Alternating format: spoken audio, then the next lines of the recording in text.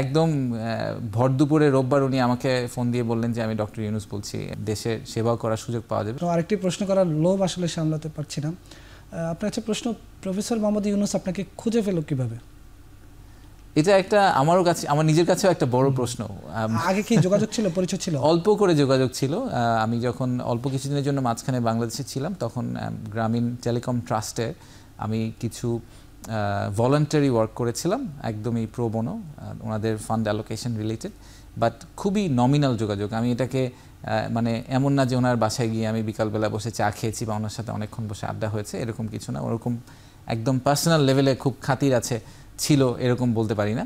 তো আমার জন্য এটা একটা বড় প্রশ্ন যে উনি হঠাৎ করে কেন আমার কথা মনে করলেন, আমাকে খুঁজে পেলেন, বাট খুঁজে পেয়েছেন, and I consider myself very lucky. কীভাবে খুঁজে পেলেন?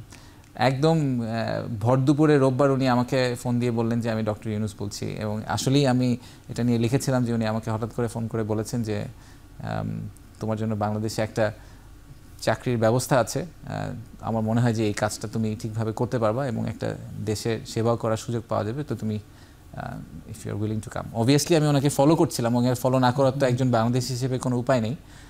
সো এটাই story, that is really it.